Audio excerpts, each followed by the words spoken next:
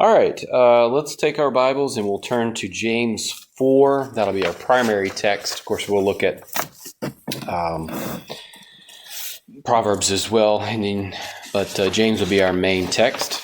So James chapter 4 tonight, two particular topics.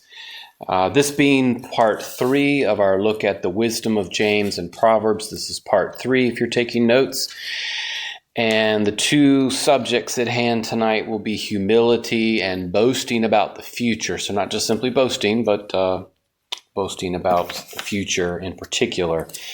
So you'll want to get your handouts out. Well, you don't have to, but I will briefly reference it. And then we'll look at the two things. Just real quick, because I know I'll end up forgetting this. So if you're interested, since I know this isn't a James study like I would normally do, but these were put out today, the new devotions from Moody, and it's on James. So if you're interested in a devotion on James from Moody, this one is on James. And if you flip it over, there's another study. But anyway, if you're interested, there's several of them out there. If you want to take some, let me know. They're in the office. But should you be interested? All right. Before I give you the outline, I'm going to read you this quote. Anybody ever heard of Bob Jones? You know, the university and all that kind of stuff. Has a quote on wisdom. I've been using some different quotes, but this one from Bob Jones says, "Men may acquire knowledge, but wisdom is a gift direct from God." So looking at some different quotes, and that one by Mr. Jones himself. But tonight we're going to look at continuing our study. If you have the handout, this again is part 3. And what we're going to look at tonight is I'm going to do a little bit of a review of this, not really very much at this point since we've covered it twice. I'll touch on this real quickly, do a review of the first 4, and then we'll pick right up, which is going to be the 5th and 6th in the chart there. Grace for the humble. So James is going to speak about grace given in a greater way to those who are humble versus those who are prideful. And then we'll look at the corresponding verse there in Proverbs, and then we'll look about boasting about the future. If you want to read ahead, the plan is to cover 3. I know, take a deep breath, 3 in 1 next week. But those, a little bit more brief on one of them. But so what we're going to do tonight is look at a review of the handout, and then we'll cover the 5th and 6th on there, which is the first is humility being number 5 on the list, and then we'll see boasting about the future. So that'll be what we cover tonight, and then hopefully I've got it timed roughly, so there'll be some time for question and answers at the end. But at this time, I've already introduced where this originates from. So if you remember, I was doing a study years ago through James, and I ended up coming up with this chart because the references aren't just sort of illusions. When I say an illusion, it's a rough reference. These are very specific references on 9 topics that James teaches on that he either directly quotes or paraphrases from Solomon in the book of Proverbs. And we have covered the first 4. And I've quoted Wiersbe twice now. So you know J. Vernon McGee, get on the bus, the Bible bus.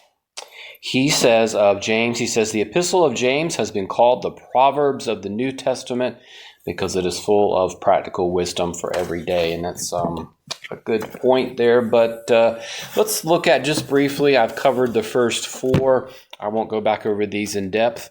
We've looked at wisdom, anger, partiality, in other words, favoritism. And then we left off with speech. Wisdom, when we are lacking, where should we go? Well, we go to God. That's what James teaches right off from the beginning of James chapter 1. God is gracious in giving us where we lack in wisdom, direction, those sorts of things. And he is not going to scold us, or he will scold us. Now, of course, he will not. Of course not. So that's kind of what we've covered with wisdom. Then we looked at anger. Of course, primarily it's dealing with sinful anger. I did compare righteous anger so there wasn't confusion, or at least not hopefully too much, against sinful anger. And my basic way of looking at it is righteous anger would be the idea of upholding the things of God. Sinful anger, of course, would typically not be doing that. Third was partiality and favoritism, doing or taking preference of one over the other. And Linda made the good point, I believe, if I'm remembering correctly. It says in there, you shall love your neighbor as yourself. So we should treat others as we want to be treated. That would be the idea there. So if a poor person or rich person comes in, it shouldn't really matter. They should be treated equal within the church. Okay? Even when the offering plate goes around. Ha ha. But so good point on that last time. But then lastly, we looked at speech. The speech one is the one I think is interesting, the way he describes that. He, meaning James, he uses the bit in the mouth of the horse and then the rudder with the boat, and both turn something that is larger than itself, and the mouth is the same way, in other words, with the tongue. But then he uses the illustration of fire with the tongue. Why is that? Well, because the tongue and fire both can start off small, but then cause great consequences. And in a sense, the tongue can bring what? Life or death. Death or life, depending on how you look at it. So we've covered those, and tonight we're going to look at everyone's favorite, which is humility, because we all like being humble, don't we? Well, if you don't like being humbled, you will be humbled, and so you might as well choose to be. But we're going to look at this tonight. Now, before we read, we don't have any really long passages tonight, so I'm not sure. I think Gene's going to be depressed a little bit, but I think you should hold off for the second one because there's 2 verses versus 1. So either way. But in all seriousness, before someone reads James 4:6, which is what we're going to look at just in brief, or normally, obviously, if I was going through it like I normally do verse by verse, we would have covered the first 5 verses. But in short, James is speaking of things that a believer is to try to avoid. But he also indicates that we don't have to try to do it in our own strength. But in particular, when we fail or fall short, have you ever done that? Yeah. Well, what does God do? He gives a greater grace. In other words, he gives us even more grace.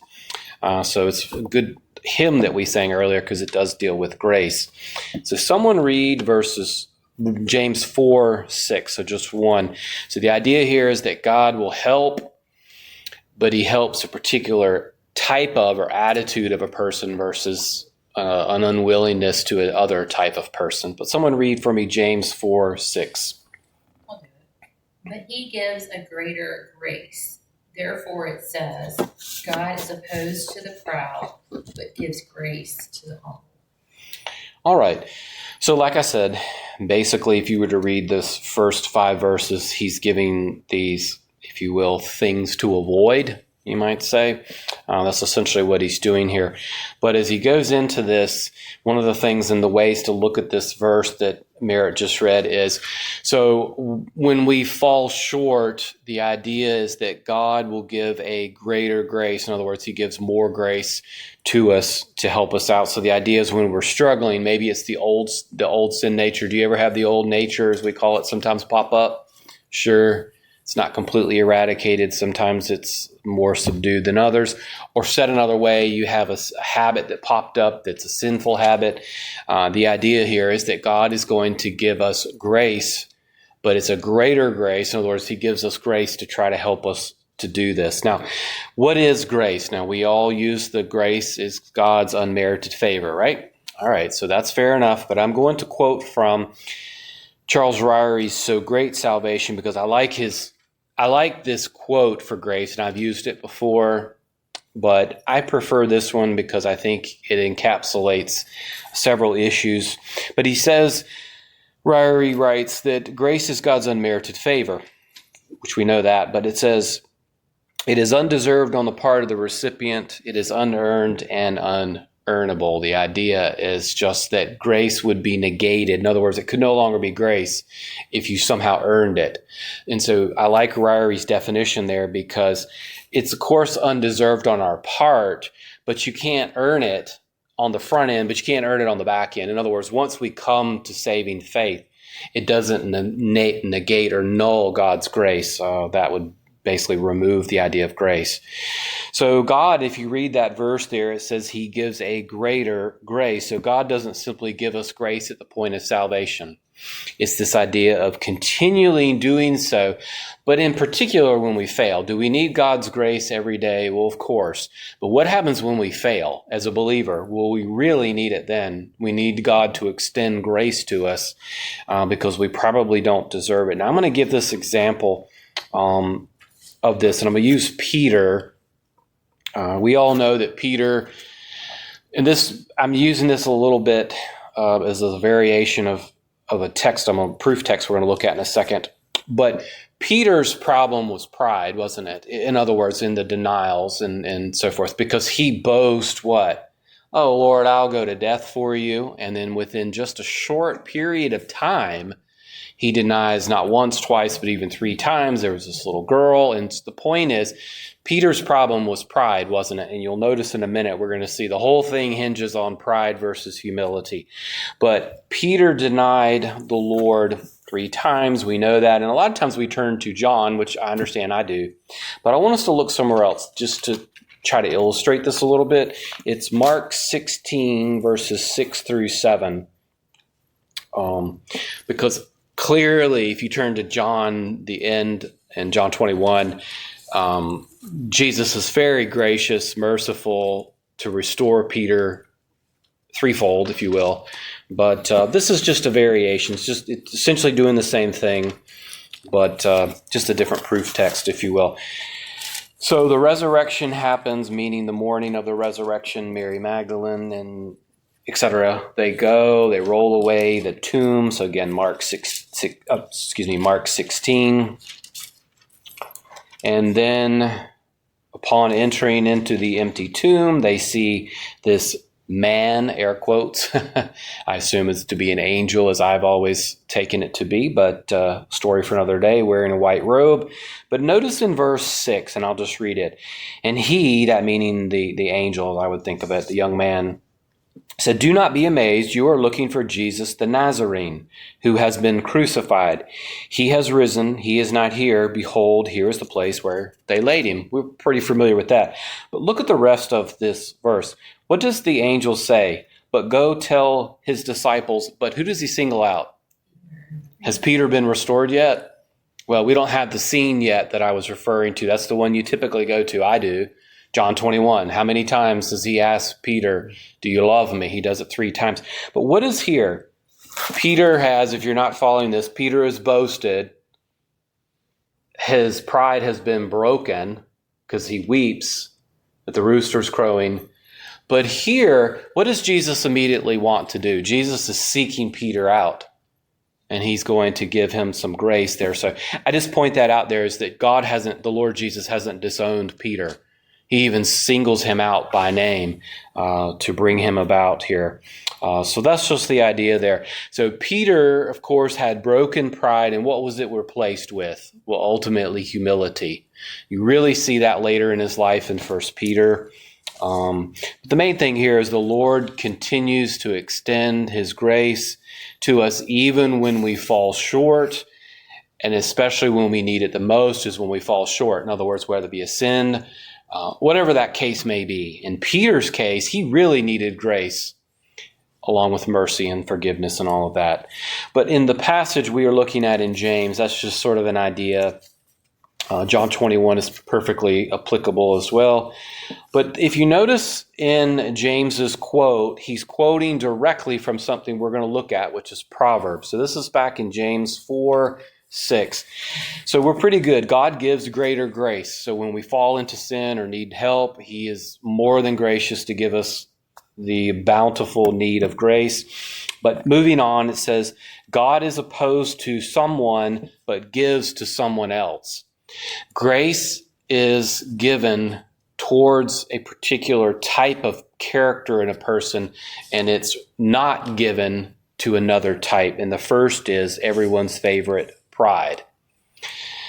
Because everyone at some point probably gets pride. Now, don't get confused. I'm not suggesting that you would. It's okay to have pride in your work, okay? That's not what we're talking about here, okay? So don't get confused. That's not a problem. We should be take pride in what we do or whatever the case is. But in order to receive this greater grace, in order to do that, pride needs to be dealt with. What is pride? Well, these are a couple of technical definitions, but pride is an excessive, elevated sense of self-worth. That's a Greek lexicon definition. Pride is an excessive, elevated sense of self-worth.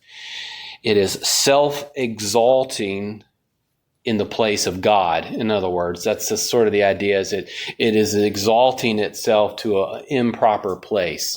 That's what the idea of pride is. So don't think of it as being prideful in your house, taking care of it. That's not what we're talking about here. We're talking about the idea of elevating our view of ourselves to something that's just not healthy, would be another way to say it. Now, there's a couple of examples. I'm going to give you both, and then we're going to read just one of them. The first one is, and these are going to be different, because I'll be honest with you, when I think of using examples of pride versus humility, I think of Nebuchadnezzar, but I'm not going to use those because I've used it before. I'm going to give you two. One is King Uzziah. That's Uzziah. That's one of the kings of Judah. That's 2 Chronicles 26:16. You can look at that one. I do want us to look at this next one, because even arguably, you could easily make an argument that King Hezekiah was one of the greatest, if not greatest, outside of David, kings of Judah. I mean, this just would be an argument, but he also had the same problem at one time, and I'm going to read it, but it's 2 Chronicles 32:25. So King Uzziah, Uzziah, that's 2 Chronicles 26:16.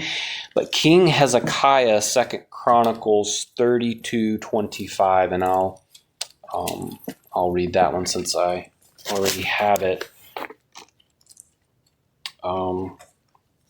But the reason why I mention these is, again, these are somewhat different. I tend to go with Nebuchadnezzar because it's such a great illustration of breaking of pride, humility, and all that. But even the great Hezekiah, because he's oftentimes put in the same category as Josiah. I mean, he's just a great king. But in 2 Chronicles 32:25, it says, but Hezekiah gave no return for the benefit he received, because his heart was proud. Even the great King Hezekiah was, of course, subject and fell into pridefulness. So what would that say? Could any of us fall into pridefulness? Yeah, we probably all do at different times. Over the span of a year, I'm sure somewhere along the way we've been prideful about something. The question, though, is there an antidote to remove it or to keep it from happening? And the answer is yes, it's humility. And that's what James is saying. James is saying God gives grace to us anyway, but he gives greater grace to us when we need it. But James is saying if you're prideful, God's going to hold that, if you will, remedy back. So when I think of humility, I think of it as either an antidote for it, meaning it removes it, or it keeps you from having it. Does that make sense? So it works both ways. So James says that God, of course, withholds, we might say, he's opposed to prideful people, whether that's Nebuchadnezzar, Uzziah, Hezekiah, but yet he gives the greater grace to those who are humble. So when a person is humble, what do? You could say it 6 ways a Sunday. They recognize that they fall short of the glory of God. They have fallen short of God, whereas a prideful person exalts themselves. A humble person, in many ways, though, is one who has a right evaluation of themselves. I think sometimes, I don't know if you've ever known people, they sort of beat themselves up to try to be humble. That's not what the idea is. We are made in the image of God. We have great value. All of us have value, even Dave, right? All high value, right? No, but we all have inherent value. All humans do. The problem is man tends to have too much of an elevation of himself. If he has a proper view, that's the idea of humility. It's not beating yourself up saying, oh, I'm a load of garbage. That's not what God is wanting for us, okay? So the Lord there is, what would we say?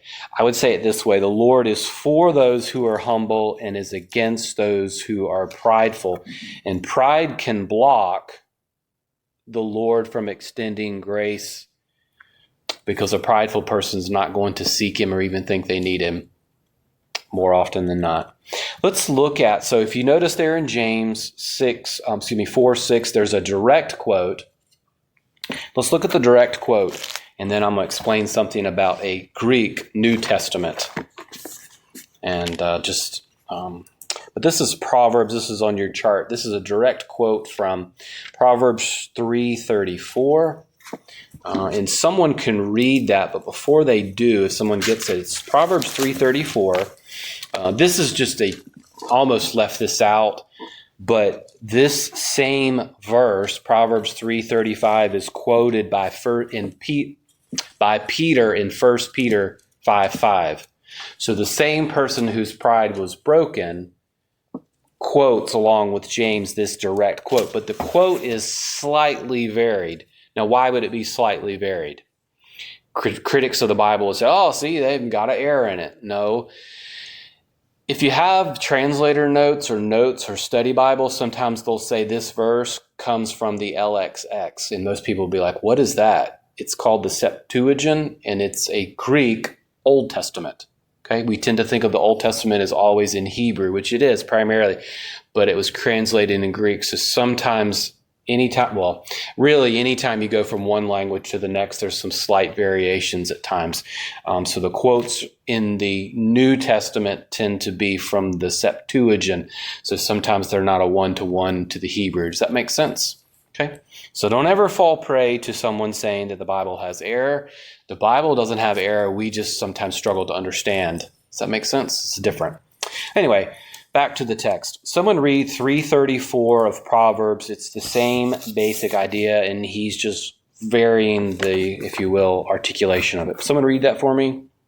Sure. Though he scoffs at the scoffer, yet he gives grace to the afflicted. All right. So grace there is given to, in that case, the afflicted there. And of course, the idea there is, again, the idea of pride versus the humble.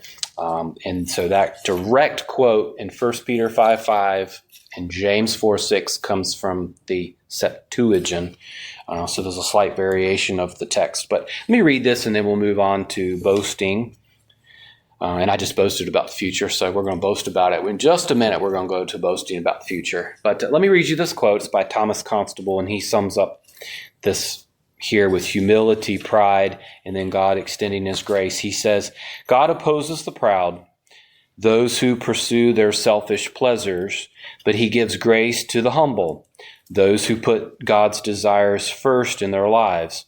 He gives grace, i.e. help, to withstand the onslaughts of the flesh within and the world without. The idea there at the end is God gives us help. And we need help, and we don't need it simply at the point of salvation, but all the way until glorification, if you will. But let's move on. So we've looked at wisdom, anger, partiality, speech, and humility, and God extending humility to, extending grace to the humble. But let's move on to this last one here. This one, I actually will tell you, this is actually one of my favorite illustrations he uses. It's James, that is. James has some teaching tendencies, if you haven't noticed. I told you last time, to Jesus. He likes to illustrate something, so a lot of times he'll state something, and he'll use these beautiful illustrations and then apply it through the illustration. And this is the same case here. So we're going to read in just a second. This one's set aside for Jean because this is the longer reading. It's 2 verses, so hopefully she can handle it. It's so short, she'll probably just keep reading to the end of the chapter. But before you do it, this is the idea of boasting, but it sort of plays into the pride one a little bit. Because instead of what it's doing is it's boasting about the future, which reflects what? Well, it's going to, we'll see, reflect an attitude of, in a sense, self-reliance and this idea of I can act independent of God, which has an element of pride in it a little bit, I think, as well. But someone read, we know who, 13 and 14. Come now, you who say, today or tomorrow we will go to such and such a city and spend a year there and engage in business and make a profit. Yet you do not know what your life will be like tomorrow. You are just a vapor that appears for a little while and then vanishes away. All right. So thank you for that. All right, so here's the subject, of course. This is the idea of boasting. Now, boasting, what does the word boasting mean? I figured we probably were pretty good on humility, but boasting, I'll give it to you. If you want to study the Greek word for some reason, it's Kauchema. So again, that's Kauchema. Kokamah. It sounds funny, doesn't it? Actually, that's a very hard one to pronounce. But less worried about the pronunciation. What does the Greek word mean? Well, this one is a little helpful here, because sometimes if you study a Greek word, it doesn't really elaborate on the text any, but this one does. It is technically means to give glory and to boast in a particular object, which is more often self. And that's true, isn't it? And when someone boasts, and this is what the idea here is, they're typically boasting in this object, meaning they're boasting in themselves. So again, it means to give glory. It gives the idea of giving glory to self. That would be what boasting is. And the boasting tends to be in a negative when the object of it is, of course, yourself. So it's the idea of boasting in self rather than who. We can boast in the Lord's okay, right? So you put those two together, what's the bad? Well, the bad would be when we boast in ourselves. But anyway, I told you that James, I always appreciate, because he, in verse 13, illustrates this idea using this idea of a businessman or a merchant, we might say. If you notice when it was read, I think the way he weaves some of these illustrations is great. It reminds me of the way Jesus teaches. But notice in verse 13, he says, of course, it's an illustration. He says, today or tomorrow we will go to such and such a city, spend a year there, and engage in what? Business as some sort of merchant, perhaps. Whatever the case is, with the desire to do what? Well, what everybody wants to do, make money, right? So the illustration is of a businessman, a merchant, whatever you might want to think of it as. So he's making plans, and he's planning on traveling, and he's got all these time things that he's including. He's going to make money. Now, of course, the question would be, is planning bad? And we would say no. But if you notice in the text, what does he leave out? Leaves out God. That's the illustration. So in other words, what James is saying is, if you were to plan for retirement, or maybe you plan for whatever the case is that bad? No, God expects us to plan. There's nothing wrong with that. But if we leave God out of our plans, that's where we run ourselves into problems. So it's an interesting illustration. He says, in a sense, there's this merchant, there's this man. He says, I'm going to go to this city, and I'm even going to say what I'm going to do for a year. Do you know what you're going to do tomorrow? Well, it depends on how you answer the question, right? And that's sort of the point. Okay, I kind of have in my mind what I'm going to do. But do I really know? No, because something could come along, something could happen. And I'm sure you've had that happen before, right? Whatever, the phone call rings, you don't feel well. It could be any number of things. Water pipe burst, like at Gene's place, and the next thing you know, you got water running down the floor. The point is, in the illustration, what? Notice verse 14. Yet, it gives the idea there of, look, you don't even know what your life's going to be like tomorrow, let alone plan a year from now. And again, it's not saying that planning is bad. That would be the extreme. We also want to make sure that we include God, because making plans is fine, but they need to include the Lord. One way I think of this is, let's say we have a business meeting at church, the annual business meeting, and we do all this planning for the new year, and we forget to ask God. Is that good? No, it's terrible. It might be okay to have made plans, but if we forget to ask God, what do you think? What is the Spirit's leading? That's not the way a Christian or a church should function, is it? It's fine for us to think, well, we might like to do this, but what does the Lord have for us? And that's the idea, is something the Lord's will. Now let's look at here the verse in Proverbs. So this is Proverbs 27 in verse 1. And so illustration, like I said, I always appreciate James's illustrations. That one's a really helpful one. But Proverbs 27 in verse 1. And you can see where this one's, it's not a direct quote, but the beginning of it is, and the verse is very similar. These are actually not just simply instructions, but they're warnings that are coupled with instructions. In other words, is the idea of warning somebody of something. So Proverbs 27:1, and it sort of plays a little bit into the idea of pridefulness. All of this does a little bit. But notice what it says in Proverbs 27:1. Do not boast about tomorrow, for you do not know what a day may bring forth. It's almost the same idea, isn't it? I mean, it is the same idea, but it's almost verbatim. This would be a little bit more of an allusion, meaning it's not a direct quote, but it's pretty close. Now, in Proverbs, what Solomon largely deals with is, I hate to say, fools and wise people. How many of us want to be a fool? All right. I've had enough practice with that. How many of us want to be wise? Okay. Well, if we want to be wise, we follow the instructions of the Lord. Now, the idea here is that wise people are not what? They're not boasters and braggers. That plays back into pride and humility a little bit. A fool boasts about something even though they can't be certain about it. A wise person would, in a sense, say, well, I'll plan, I may do this, if what? If the Lord wills, those sorts of things there. So that's sort of the idea there. I'll read you this from the Moody Bible commentary. It says, only a fool, and you have to understand, when you first read that, make sure you know that the idea in Proverbs is essentially a fool versus a wise person. Only a fool will boast about tomorrow, since no one can know for certain even what today may bring forth. Since both the present and future are in God's hands, the wise makes plans in the fear of the Lord, humbly trusting his disposition of events. And that's the main point. What James and Solomon are saying is it's okay to make plans. Don't leave God out of those plans. But we also shouldn't be boasting too much, because we don't even know what we're going to do at 8 o'clock tonight, let alone a year from now. Does that make sense? Who does know the future? God.